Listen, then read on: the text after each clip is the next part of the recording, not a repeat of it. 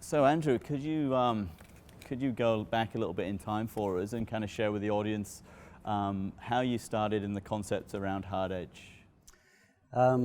Yeah, probably like a lot of businesses, it started somewhere else and morphed into what it is today. So I actually, 2005, I was working, running an in-house studio, and managed to take their, at the time I was actually doing a magazine for Ford on my nights and weekends, and earning nearly twice my full-time wage doing that. So I managed to take the magazine out where I was working and started what I thought was going to be a custom publishing house. And that quickly morphed into being an agency. Okay, cool. So obviously you talk a lot about behavioural change and obviously impacting those people to change their behaviour within brands. Can you kind of give the audience a bit of an indication what you mean by the behavioural change and how that... Yeah, I mean, you could say that any marketing is, at the end of the day, changing behaviour because you're trying to get someone to buy something or do something, but the type of work where we've found the most passion and success and just love doing is where it actually has a positive effect on society. So we do a lot of work in road safety, for example. So it can be changing people's behaviour in the car, not using a mobile phone. We've got a very interesting brief at the moment, which is around doing a TVC in Papua New Guinea, trying to teach people how to treat their money rather than scrunch it up and put it in their pocket or bury it in the background, in the backyard, but to treat it differently. So I mean, there's a whole raft of different types of behaviour change, but it's just, I suppose it's more rewarding when it's something more meaningful work like that. Mm-hmm. Yeah. Yeah, great. And when you were at that point, when you were obviously ready to launch the idea of Hardedged, kind of what were some of the feelings that you were experiencing at the time? What were kind of some of those initial thoughts? As far as drivers for wanting to do it, or where? Yeah, was drivers for wanting to do it, Yeah. and what kind of pushed you to make that change in your life?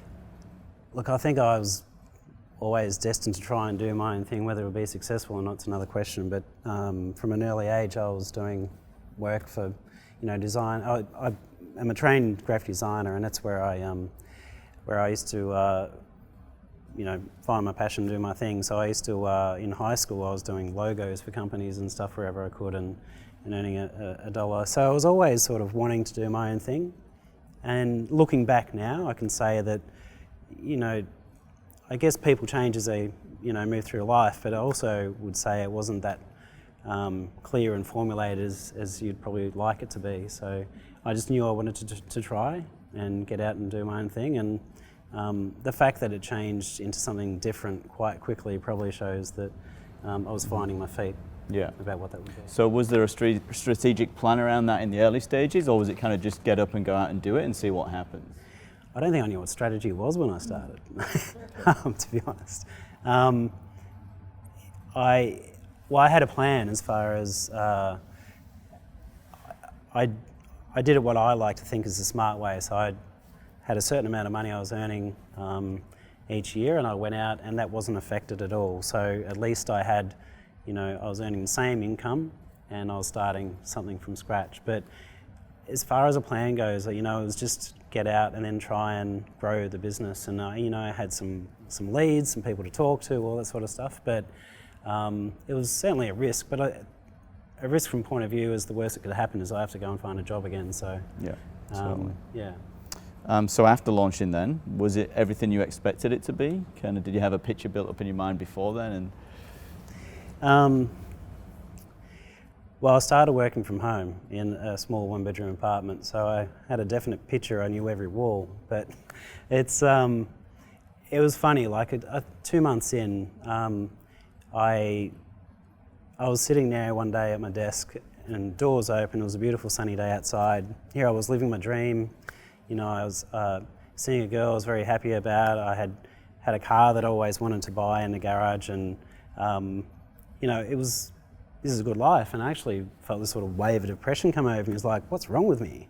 And I just realised it was the isolation of doing that was struggle. So I didn't see that one coming. So it wasn't initially what I probably imagined.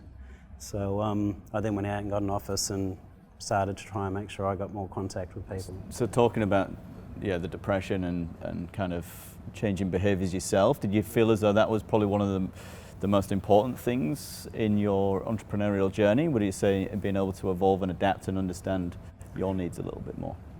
Yeah, I think, well, you think you know something about business. Sorry, I'm talking about myself. I think I know something about business and went out and I didn't really know anything, you know, had no experience really, and you just, if you're not exposing yourself to outside influences, then you're not growing and you're not learning. And so I think that was my big learning early on, that I had to expose myself to be able to grow and move the business. Yeah. Yeah. So when you decided to grow or when you were able to grow the business and when you got your head above the water, kind of what were your main focuses then? What was your attention drawn to?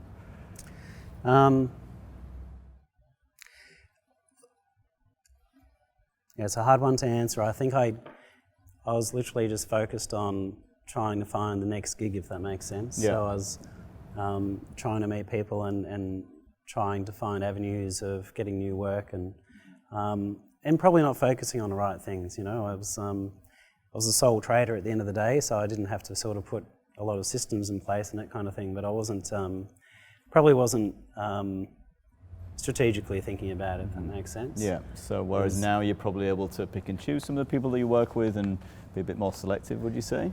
Do my best. Yeah. Yeah. Oh, look, we've as an agency, and it's been important for myself, the agency, but also the staff. We've had to sack a few clients along the way, and I make no, apologies for that. There's a certain way to, treat people or talk to people, and there's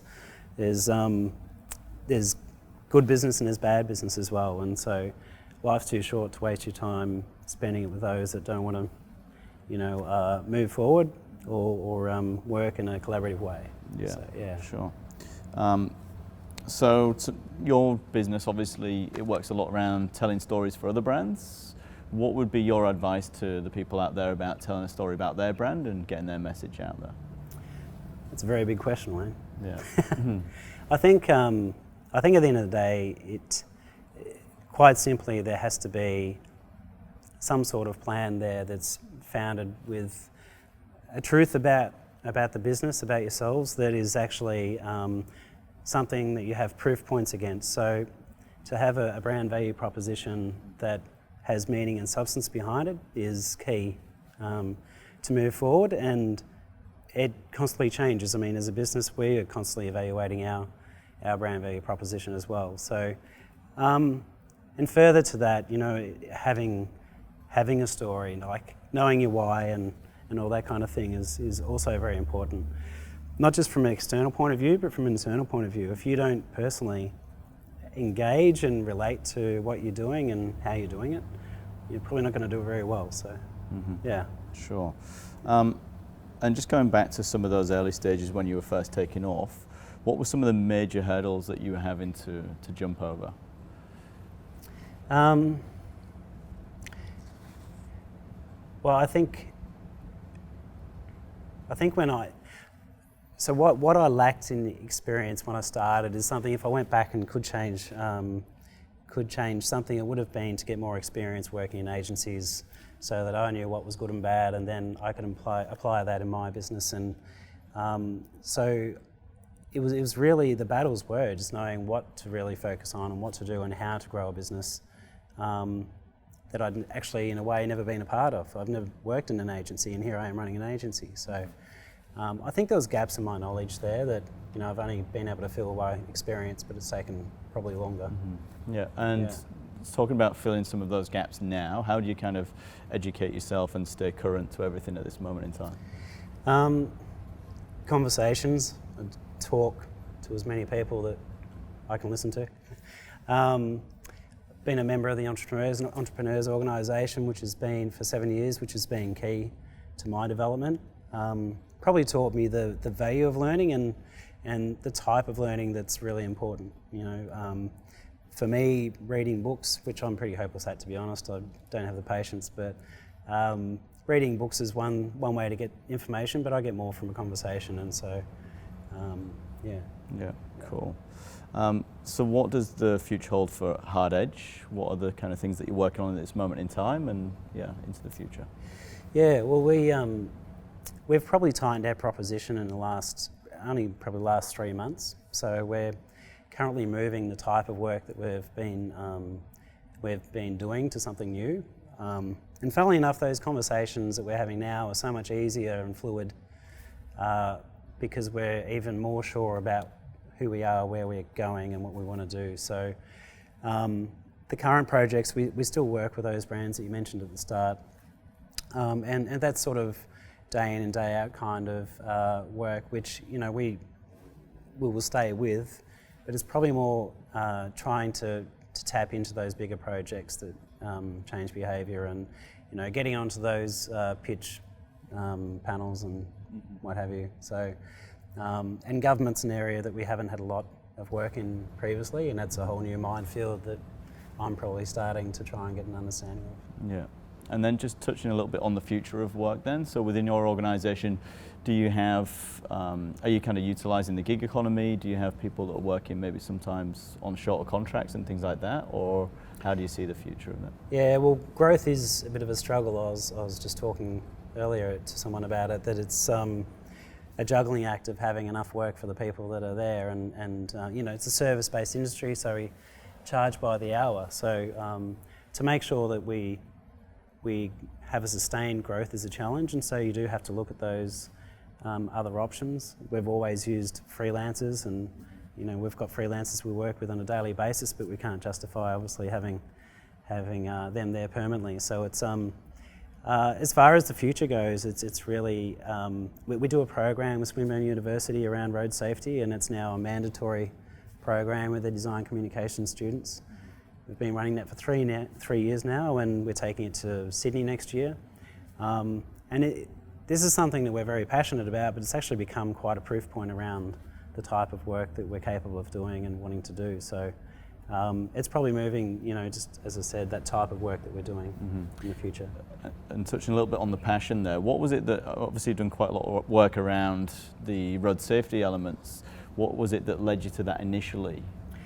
I guess, well, I've always been interested in cars, and so I ended up working on car magazines and so forth when I was younger, and I guess I had a network from there, and I also had an interest there, and I got involved probably 5 years ago at the inception of the National Road Safety Partnership Program, of which Hardedged is now a partner of, but I also sort of sit on committees and so forth from time to time, and it's just there's so many dumb little things that we do that you just become passionate about trying to make change in that area. So, cool. Yeah.